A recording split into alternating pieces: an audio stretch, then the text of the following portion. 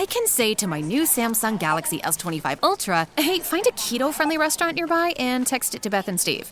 And it does, without me lifting a finger. So I can get in more squats anywhere I can. 1, 2, 3. Will that be cash or credit? Credit. 4. Galaxy S25 Ultra, the AI companion that does the heavy lifting so you can do you. Get yours at Samsung.com. Compatible with select apps. Requires Google Gemini account. Results may vary based on input. Check responses for accuracy. Hey, Fidelity. What's it cost to invest with the Fidelity app? Start with as little as $1 with no account fees or trade commissions on U.S. stocks and ETFs. That's music to my ears. I can only talk. Investing involves risk, including risk of loss. Zero account fees apply to retail brokerage accounts only. Sell order assessment fee not included. A limited number of ETFs are subject to a transaction-based service fee of $100. See full list at fidelity.com/commissions. Fidelity Brokerage Services, LLC, member NYSE SIPC. This episode is brought to you by Audi. The road is calling. Embrace the thrill of the drive with the all-new, fully electric Audi Q6 e-tron.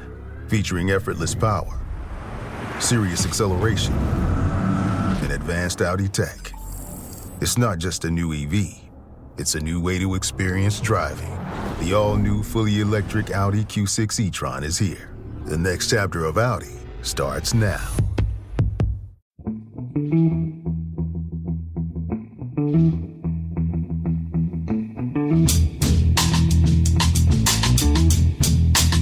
Hello and welcome to The Price of Football, the show that looks at the money behind a beautiful game with me, Kevin Day, and Liverpool University's Kieran Maguire.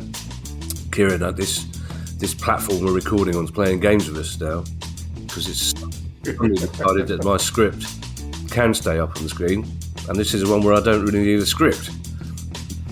Interview pod, Kieran. It's the Illuminati, Kevin. It's the Illuminati. They're after us. That's what it is. Absolutely. My friend Mark Thomas, political comedian of this parish, who I've done a lot of stuff with in the past, who I probably shouldn't love as much as I do, but I can remember his disappointment where several years ago we met somebody at a party who seemed to be ungenuine. He showed us his credentials. He was told us he worked for MI5, although people who say they work for MI5 quite often don't. But it's like when you're in a pub in Hereford and every single person in that pub was in the SAS, apparently. But Mark was very disappointed to learn from this high-ranking person that there was a list of seditious people that they kept, but he wasn't on it. He was really upset to discover that he wasn't on it, and to discover that if the Illuminati does exist, they're probably not that fussed about Mark doing a gig in Gillingham, basically. But I'll tell you what, if the Illuminati does exist, Kieran, this chap we've just interviewed would probably know about it, because we spoke to Simon Locke, who's a reporter at the Bureau of Investigative Journalism, who has spent the last 3 years doing a very deep dive into the finances and business dealings of Roman Abramovich. And this is what he had to say.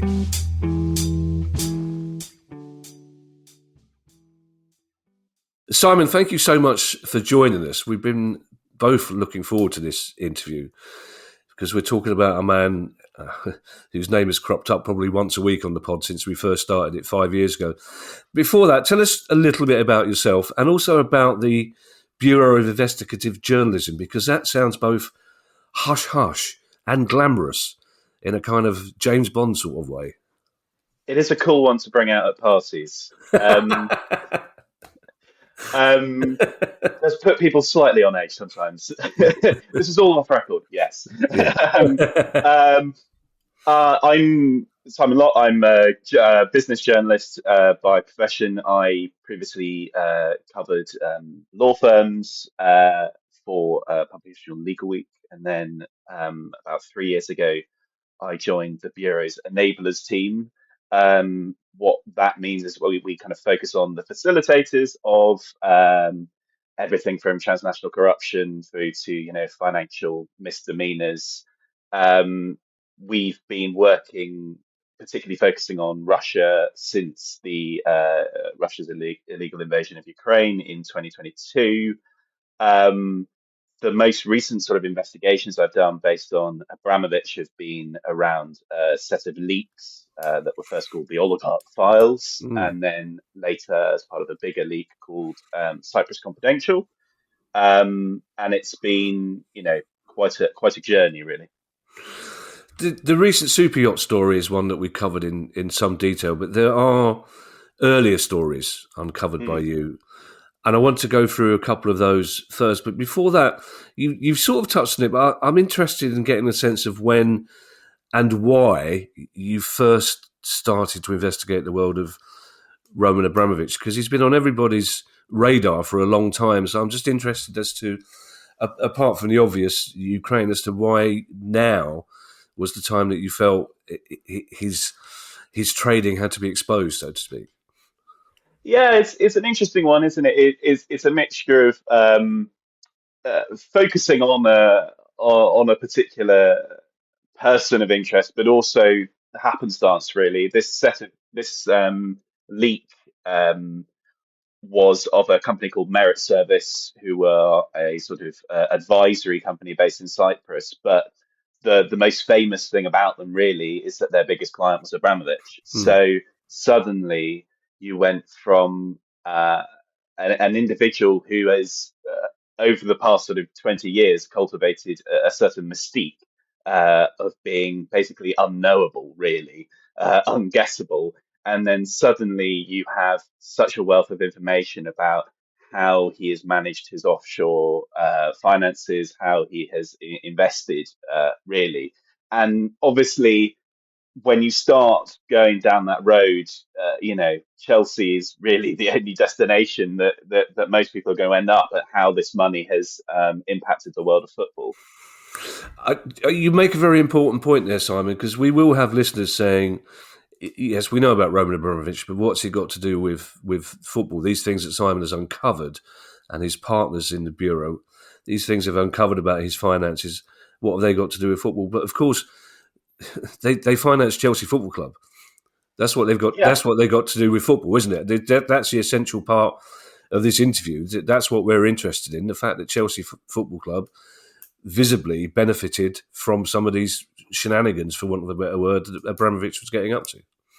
Yeah, there's no secret of the fact that, all of this stems from a series of very controversial deals in the 90s in which Abramovich, from a very low amount of capital investment, managed to get his hands on one of the biggest oil and gas companies in Russia or even the world. And his wealth stems from that. And it's basically the leak itself is just after that fact. So it starts around 1999, 2000. So we're looking at what he did next. And, that encompasses everything from Chelsea to Evraz to, his yacht purchases to his huge hedge fund investments. And yeah, as you say, they're all linked. I mean, Chelsea was owned by Fordstam Limited. Fordstam Limited received loans from a BVI company. That BVI company changed over time, but it was originally Lindisa Worldwide, and then it became Camberley International. But we can now sort of pull back the curtain and go, well, where was that money coming from? And actually, it comes from all over the place. And part of it is his hedge funds, and part of it is, historic dividends and sale from Sibneft. But there's all sorts of details in there. I'm just looking at Kieran nodding and smiling. I've never seen him look so happy at the start of an interview.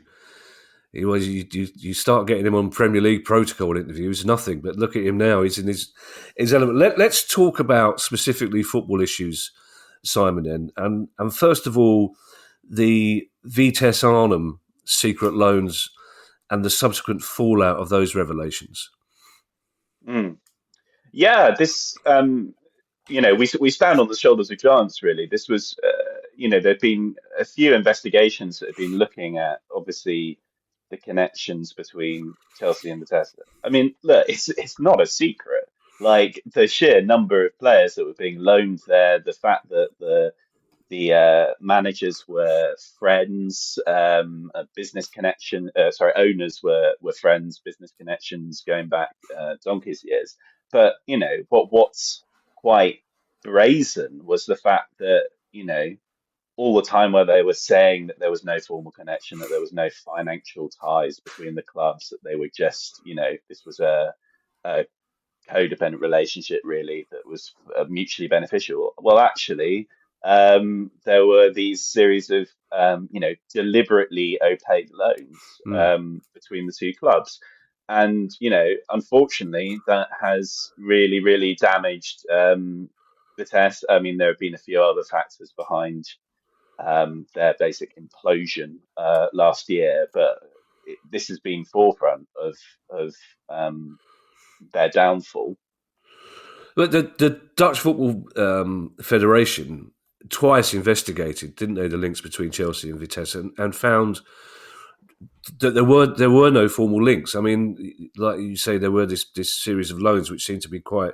You say they were opaque, but most people in the world of football seem to know about them. And again, it seems to be a pattern with Abramovich that we'll talk about later on. That people know what he's doing, but for whether it's for legal reasons or other reasons, they seem reluctant to stop him doing it. Yeah, and he's also been able to, take advantage of the fact that, a lot of these organizations like footballing authorities, that they're not police, they're not state backed. They can't, march into a BVI company's offices and go, okay, give me your bank records, give me your, details of where you've got your money. Vitesse got their money from a BVI company, another BVI company called Marendale Trading. For the Dutch Football Association, that was where the trail stopped. You can't break through that wall. For journalists all the time, we come up against BVI companies, and if there's no record of it, or it's not occurred in previous leaks like Panama Papers or something, that can be where the trail ends, and that's certainly where it ended for the KNVB and for other investigating powers. And even if they had broken through Marendale Trading and found out where it got its money from, there were another sort of 3 or 4 layers to that structure that involved multiple offshore jurisdictions. It was designed, I think, to go through quite a few different jurisdictions to make it more complicated. Simon, I'm just going to bring Kieran in quickly for the first time here. Kieran, for the benefit of some of our newer listeners, can you just explain BVI and why it's so significant? Well, the British Virgin Islands, as Simon was saying, it's an offshore entity which allows corporations to set themselves up. I think it's fair to say governance there is very light touch. It's effectively a flag of convenience. And in the case of Chelsea Football Club, I've got Chelsea's accounts going back for the last 20, 30 years. And we started to see the likes of Fordstam, which was registered in the UK, but then was borrowing money from BVI. And as Simon said, that's where things stop. So where were these companies getting their money from?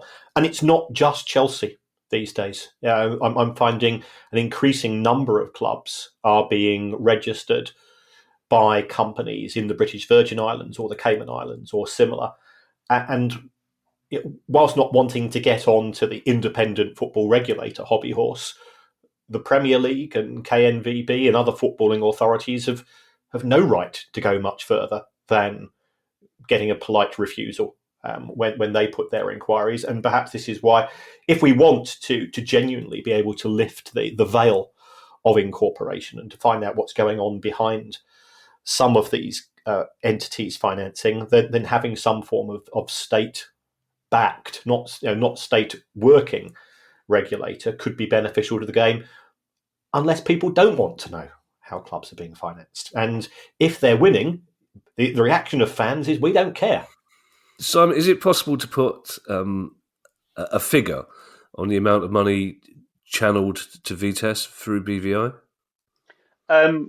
It's at a very minimum, it's 117 million euros. It's wow. Probably closer to 200 million euros. And, it's almost quite hard to translate in audio, but, Vitesse, again, like Chelsea, had a holding company. it was being funded by a BVI company. That was getting loans from memory from a Belizean company, which was getting loans from a Liechtenstein company, which was getting loans from a BVI company, which was owned by a Yeah. BVI company, which was owned by a BVI company, which was owned by a Cypriot trust, of which Abramovich was beneficiary. So, I've that's sort of seven different layers there, for huge sums of money. And what particularly, not annoyed me, but surprised me really, was when we put our findings originally to Vitesse back in 2023. Um, their line was, we were not informed. We had no knowledge of where Marindale Trading, this first level of BVI, got its money from. And to go to Kieran's point, it's not just the fans that seem to be uninterested in where their funding's coming from. It's the clubs themselves to have essentially received a check for over 100 million euros and have no knowledge of where that money has come from. That's nuts Yeah. to me. Remind us what's happened to Vitesse since. I mean, they've been in a whole world of problems. So essentially, they were owned by a Russian oligarch called Valery Oif, who was a close connection with Abramovich, formerly worked at Sibneft. He owned the club from 2018 onwards. As soon as the Russian invasion occurred, he wanted to sell the club. But there has been all sorts of problems around the transfer of the shares to a new owner. There was a US sort of hedge fund that wanted to buy it, but they were blocked by the KNVB. Then the Abramovich loans came out and the KNVB investigated that. All the while it was burning through cash. So essentially found itself with no money, on the brink of losing its license, had points deducted, record points deduction, so was relegated from the top league. It briefly did lose its license, but then regained it. It is now, there are some sort of green shoots of hope. They've managed to get a sort of consortium of new owners. Um, they've done a sort of slightly classic one. So in Dutch football, as I understand, if you are acquiring a stake that is less than 25%, you don't need authority from the KNVB, but over that threshold, then the KNVB needs to give its blessing. But they've got 5 shareholders, each holding 20%. So there's no need for the KNVB to be involved. But they've now gradually looking like they're recovering a bit, but they're still going to be bottom of the second league of Dutch football. So it's not been it's been a fairly torrid sort of 3 years for them. Let's move on to another story, Simon. And one of the things I like about reading your articles is that the headlines and the subheading headlines leave you in no doubt as to what we're talking about. And this one is offshore deals and opaque payments to scouts and agents. Yeah, so if you look through some of the merit service documents, you can clearly see the use of offshore companies again to essentially pick up a bill that arguably Chelsea itself should have paid. And that, there's part of it's an opaque thing. Part of it, I think, is a sort of the costs aren't on the Chelsea balance sheet necessarily, which can be advantageous. But it really did open a lid on how this world really works, really, the sort of the shadow world of football. And would these be similar to some of the charges that Man City are facing then? Yeah, I think this is a similar area. I'm not being fully across the Man City deal, but the transactions we found used, separate BVI companies to enter deals with football agents, scouts, or people close to football players that were receiving money that weren't declared in any way.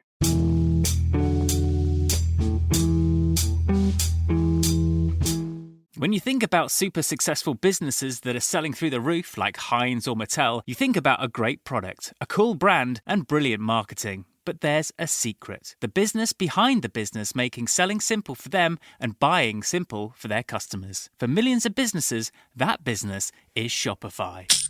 Upgrade your business and get the same checkout as Heinz and Mattel. Sign up for your $1 per month trial period at shopify.com/promo, all lowercase. Go to shopify.com/promo to upgrade your selling today. Shopify.com/promo. Lowe's knows what makes SpringFest savings even better are member-only doorbuster deals. Right now, rewards members can save $40 on an Allen & Roth Chesler Gold faucet. Was $99, now $59. Plus, save $110 on a Cobalt 40-volt battery trimmer and blower combo kit. Was $279, now $169. Lowe's, we help, you save. Valid through 3/24 while supplies last. Program subject to terms and conditions. Details at lowes.com/terms. Subject to change.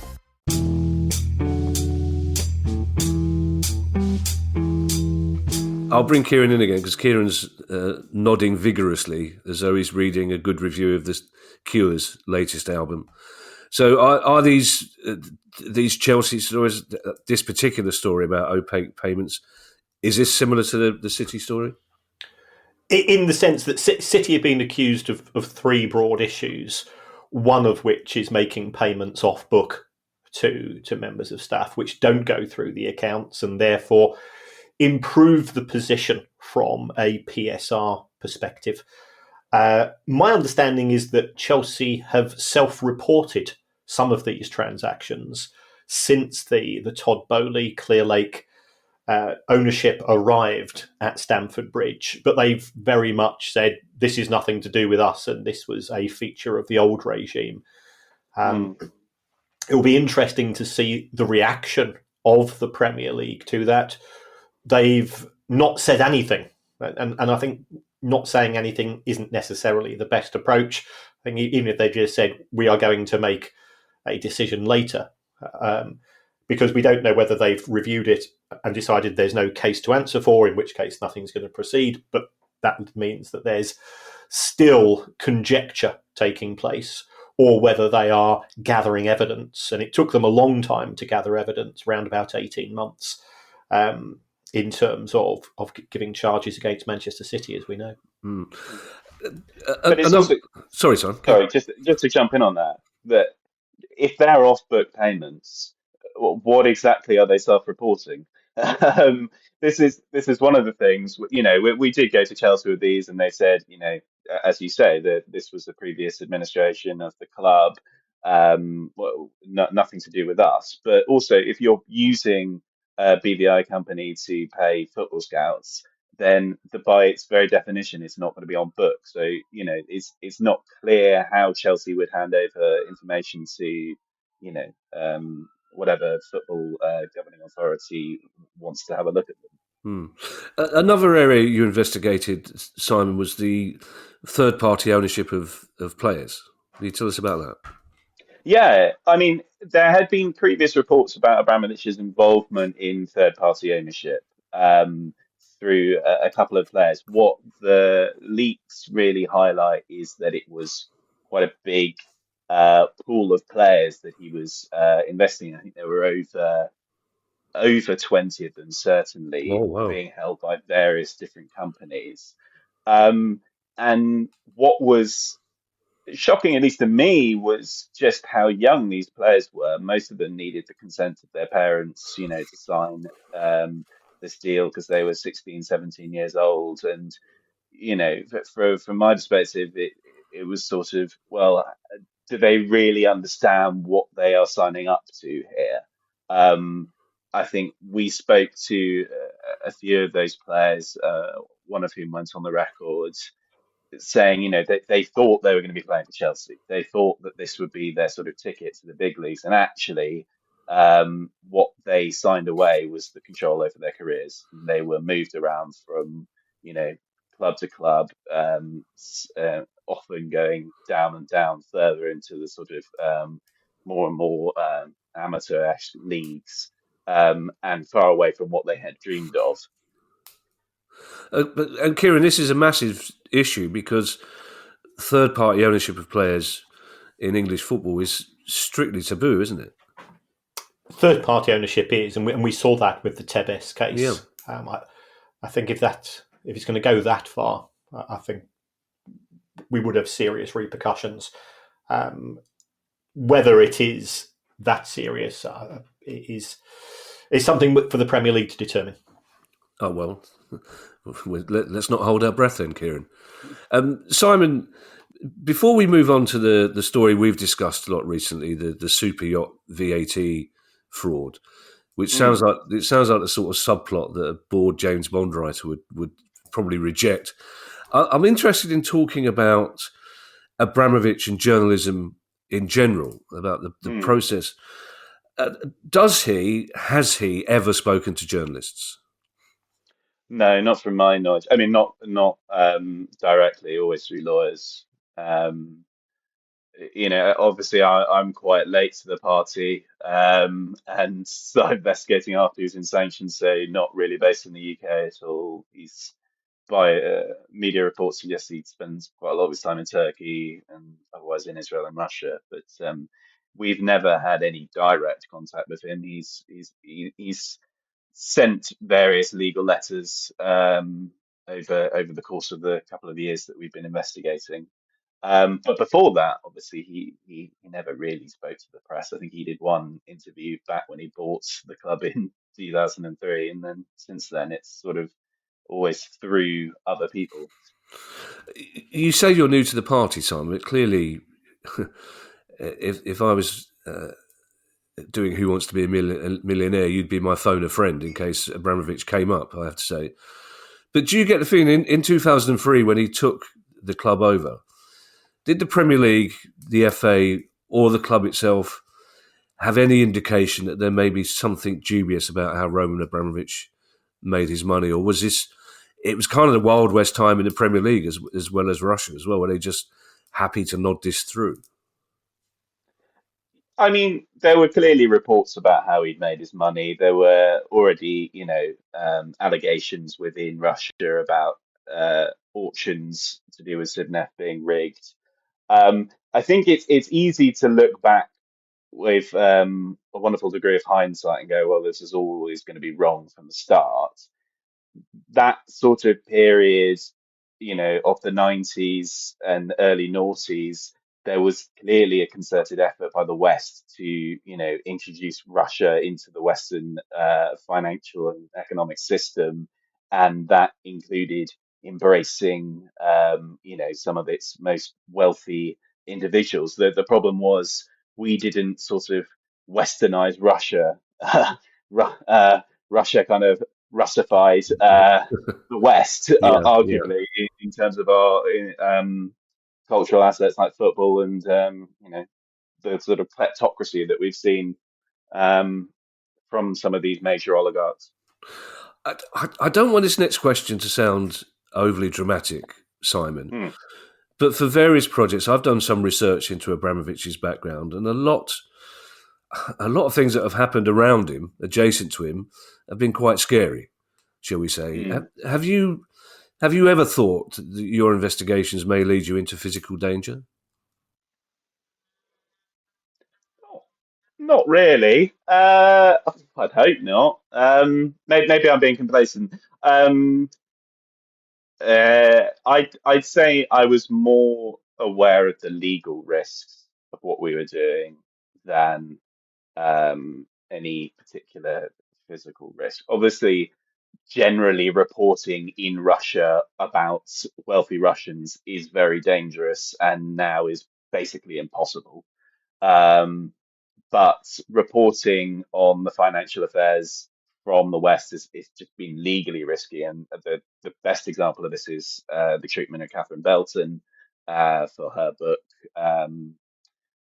And and her, part of that was from Abramovich himself. The allegation was that he bought Chelsea at the sort of instruction or request of Putin, allegations which he denied, and that resulted in a large high court battle over it. And that's the sort of risk that we take, because people like Abramovich, the legal fees are not, that concerning for him. Whereas for an organization like the Bureau of Investigative Journalism, we're a not-for-profit. We rely on, donations and readers' contributions. So, that sort of cost is existential. Kieran talks a lot on the pod, Simon, about the relationship between Russia and Cyprus. Is that something that's cropped up in your investigations as well? Yeah, I mean, that's the whole, origin story of this leak, is essentially Russia's relationship with Cyprus. And that is really down to tax. There is was a quite favorable double taxation treaty between Russia and Cyprus, and strong cultural ties between the two countries, which meant that a lot of very wealthy Russians set up Cypriot companies, and that's how their money exited Russia and entered the Western financial system. That was a sort of gateway, So all the money that came from Sydney went through Cyprus before it went to the BVI, and then the subsequent reinvestment in, entities all over Europe. So Cyprus really is like this gateway portal. It's very significant, and Abramovich, is not an exception to the rule. He's not an anomaly there. He very much uses Cyprus to his advantage as well, and he's clearly got a long-standing relationship, in particular with Deloitte and with this firm Merit Service, which was born out of Deloitte. It was a managed buyout of Deloitte's sort of advisory side of the business. It seems that Abramovich may owe as much as £1 billion in UK tax and potential penalties, but your recent investigation now show he may owe a huge amount of VAT as well on this Superyacht scheme. And I pause only here to tell you a story that Jamie Redknapp told me, that he was on holiday somewhere in Europe with his family, including his brother, and a motorboat arrived from Roman Abramovich's yacht, who Roman had discovered that Jamie was on the beach somehow and invited him and his family onto the yacht. And his brother, who's a very optimistic man, is a tiler, when on the yacht, gave his card to the captain of the yacht to say that if you need any tiling done, I can probably give you a discount, which is that's as much as most of us know about super yachts, basically, because they are something out of James Bond films. But this latest investigation it seems almost brazen. Does it not? Can you talk us through it? Yeah, I mean, as with Vitesse and as with Chelsea, a lot of what Abramovich does is quite brazen. Sort of, well, you can guess that I'm doing it, but bring it on. In this case, he was essentially using an old ruse, which is trying to claim personal expenses as business ones in order to get a tax deduction. And how that worked was that yachts that are available for commercial hire are allowed to make certain discounts in relation to VAT, i.e. the people chartering them out can claim zero VAT on everything from the purchase price to the fuel to maintenance and such. Team Abramovich clearly liked the idea of not paying VAT, but they didn't actually want to go to the bother of renting it out to other people. That's sort of, it's a bit cheap. Having shelled out 400 million or whatever on a yacht to then rent it out. So what they did was, create a set of companies that would hire out the boat from himself via an intermediary, which he also owned. And in that way, you have this sort of circular diagram of, boat owner hiring it out to a yacht management company, hiring it out to a BVI charterer, it all looks like a usual business operation, but he owned every single element of it. And as a result of that, did not pay millions in VAT. The Cypriot authorities eventually caught up with it and took him to court.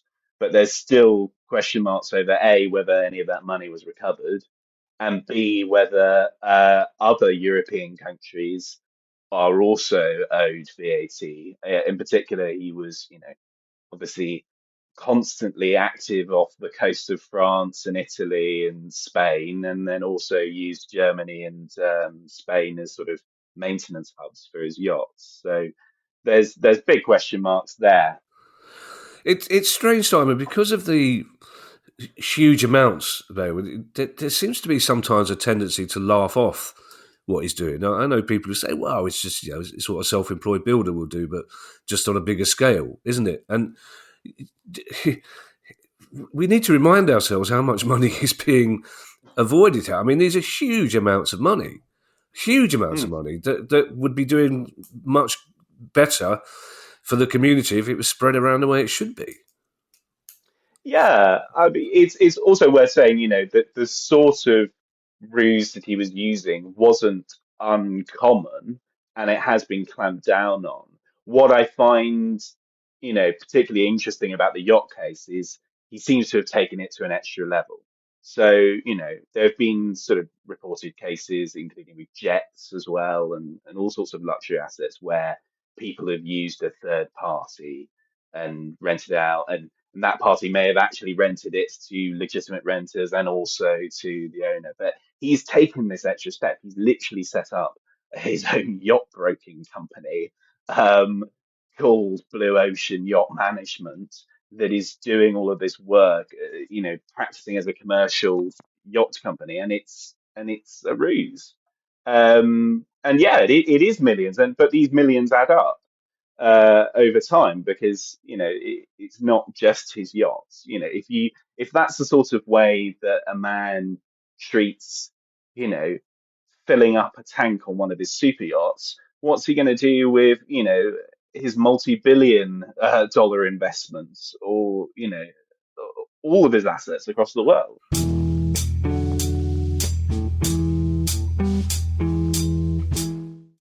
This episode is brought to you by Indeed. When your computer breaks, you don't wait for it to magically start working again. You fix the problem. So why wait to hire the people your company desperately needs? Use Indeed's sponsored jobs to hire top talent fast. And even better, you only pay for results. There's no need to wait. Speed up your hiring with a $75 sponsored job credit at Indeed.com/podcast. Terms and conditions apply.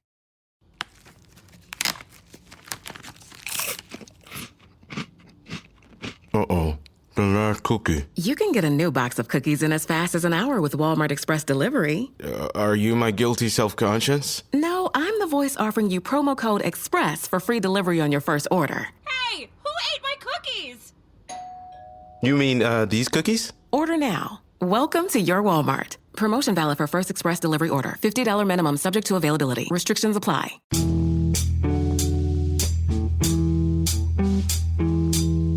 And this £1 billion that he may owe in UK tax and potential penalties, on a scale of 1 to 10, how likely are HMRC ever to see any of that money? Oh, well, I have strong faith in HMRC and their abilities to enter historic investigations against supremely wealthy individuals. And I'm sure they will do all in their power to reclaim the money. It's certainly not one rule for one group of people. Yeah, it was interesting because we published it right at the end of January, and it wasn't intentional, but it was sort of quite coincidental that it was exactly that time when all the freelancers were, desperately trying to get their tax returns in for fear of, being deducted 5,000, whatever figure it is, for having improperly filed tax returns. And you've got someone like Abramovich who's, constructed his investments in such a way. I like the fact that after about 3 seconds you decided to try not to your attempt to not laugh. You gave up completely when you talked about it. I just feel, in the unlikely event that Roman Abramovich is listening, I just feel from experience, I feel like saying to him, look, Roman, give them a call first. If you phone HMRC off your own back, they'll be a lot more sympathetic than if they have to come. I just like the idea of some poor little sod in Cumbernauld getting a phone call from Roman Abramovich and going, how much do you owe? Well, that'll have to. I like it to be on hold, maybe for a few hours, for 4 hours, and then do a year long instalments deal. But you can do. You are number 271 on our list on our queue. I'll tell you what. We'll take £3 million a month. How's that? All right.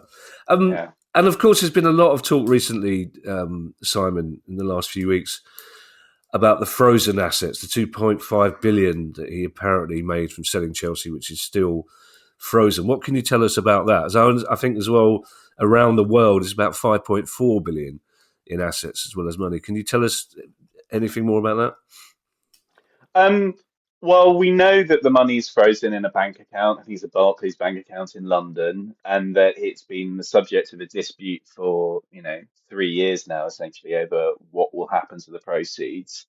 I guess going back to the point about HMRC and the money they could potentially be owed is the fact that if they were to investigate and if they were to stand up our findings, then that money is there. That is literally frozen. They could issue a court order and go, this is our money now. But to the point of what will happen to the money, this has been a broader problem with all frozen assets for all oligarchs. Is the legal recourse to seize it is low, and sets a slightly dangerous precedent. But also you now just have, in the case of this money, it's just accruing interest in a bank account. It's not doing much, but it's small stuff like super yachts just sort of rotting in harbours, and jets that are now, have weighed down on runways for so long that they can't be moved. And, all of these sort of assets that are kind of crumbling because they can't be used. Sort of ultra 0.001% world problems, right? But whether there will be some sort of break in the gridlock, I don't know. Maybe it will be in tune with a potential ceasefire in Ukraine and the new US administration's approach to that. I don't know. 2 more questions for you, Simon. First of all, do we know what the current relationship between Abramovich and Putin is? I don't know any more. Certainly in the early stages, he was involved, was sort of taking a role as negotiator, but he's certainly less involved now. Their relationship has, famously been mutually beneficial for the past sort of 20 odd years, and it was under Putin's premiership that Sibnef was bought by Gazprom, which was a state-backed company. Certainly, Abramovich was involved in sort of transition from Yeltsin era to Putin era Russia. So we've had evidence of a friendly relationship. One of the earlier investigations we did looked at Abramovich's sort of hidden ownership of a really, really big media advertising company called Video International, which he then sold for vast profits to two of Putin's so-called wallets, people that are close to him and seemingly have no particular source of wealth. One of them is Sergei Roldugin, a cellist who somehow owns billions of assets. So there's hints at business ties between Abramovich and Putin, but whether their relationship has changed during the war, I don't know. Final question, Simon, is football specific, and it brings us back to Kieran and the regulator that you mentioned right at the very start. Do you think, with all the talk of the regulator the fit and proper person tests in particular. Will the Premier League be able to learn anything from your investigations that may change their attitude to potentially mega wealthy investors and the source of their income? Or do you think football in particular will maintain a welcome aboard, we're not going to ask too many questions attitude? I mean, one would like to think it's the former, but I just don't see that happening on the current trajectory. The thing about these sort of investigations is they're insanely complicated and insanely long and drawn out. I mean, we've seen that with Man City. The Chelsea investigation has now been going on, over a year with no end in sight. And even once you get to the end of that investigation, you face a huge legal battle. I mean, that's what Man City have done. They've rolled out the lawyers. I mean, that's to be expected. Like, what other outcome would there be?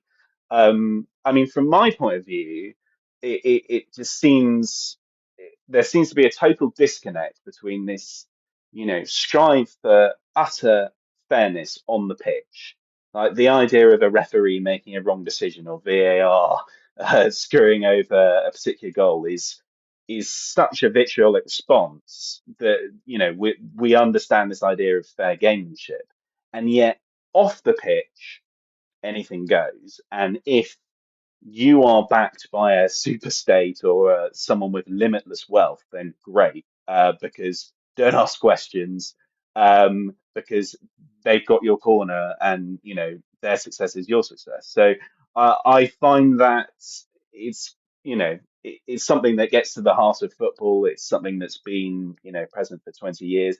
Whether there's any sign of change, I don't really think so, but one can always hope.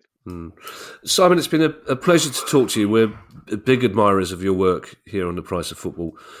Perhaps you could end by telling us, you mentioned that the Bureau of Investigative Journalism is not for profit and needs to raise funds. So perhaps you can tell our listeners how they might be able to help donate to that cause.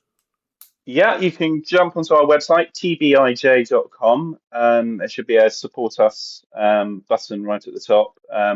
We're funded from multiple sources, but from public, essentially. And, all the funds go towards our investigations, and particularly in this political climate. And it's become increasingly important to keep investigating, keep holding to account, and keep these investigations coming, really. Hear, hear. Thank you so much for talking to us, Simon.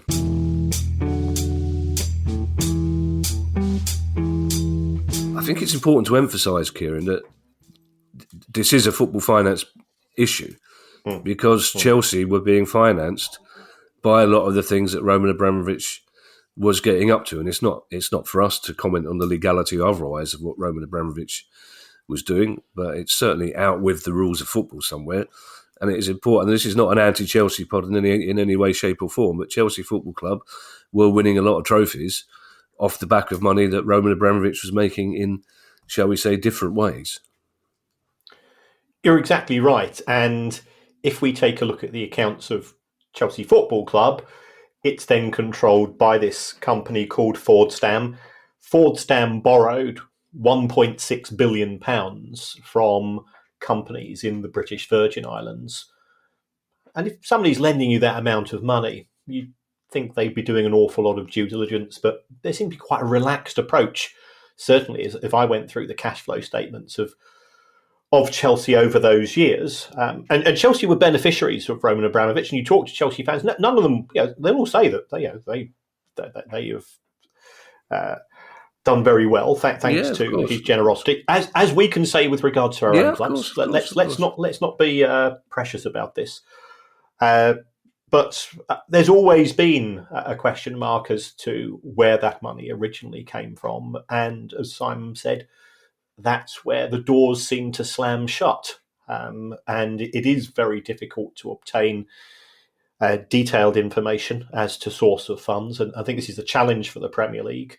As we've seen with regards to some of the recent attempts to take over clubs. And I think, to be fair to the Premier League, they've actually done a very good job with the likes of Everton and 777 partners. But yeah, Roman Abramovich, it cost him £900,000 a week for 19 years in terms of the loans to Chelsea. And that's a very, very benevolent owner. His motivations are as inscrutable as his expression. We do try to be fair to the Premier League, Kieran, but it was slightly depressing to hear Simon at the end. And Simon, by his own admission, knows about football through business. So he's learnt about the Premier League through researching Roman Abramovich. He's not as steeped in football tradition as we are and a lot of our listeners are. But it's slightly depressing to hear that he, from a business point of view, he doesn't think that anything they've uncovered about Abramovich and other people will make the Premier League any more wary about the source of income of people trying to take over clubs in the Premier League. Because as he says, a successful club reflects well on a successful Premier League. Yeah, and we've used this phrase on a regular, with regularity on the show, blinded by the cheque. If somebody comes to a football club waving a lot of money around, you are going to be influenced. You are going to be seduced at times by the benefits to the product and to the brand that you support. And I hate to use that word, but it is a valid one. And therefore, if the Premier League or other authorities are seen as being blockers of that, it can lead to a hostile reaction from fans. So very, very tough high wire that you have to walk upon if you're a regulator. Don't forget you can now join our Price of Football Club, where you'll get ad-free listing, bonus episodes, early access to interviews like this and more. Just go to priceoffootball.com and click on Join the Club to sign up today. If you have a question you'd like answered on the show, email us at questions@priceoffootball.com. Don't forget you can follow us on X and you can find us on YouTube.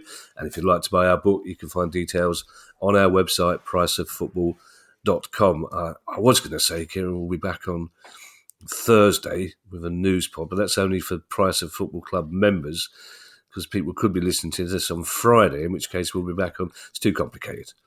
It's too complicated. It's too Back to the Future. Bye, everybody. Bye. The Price of Football.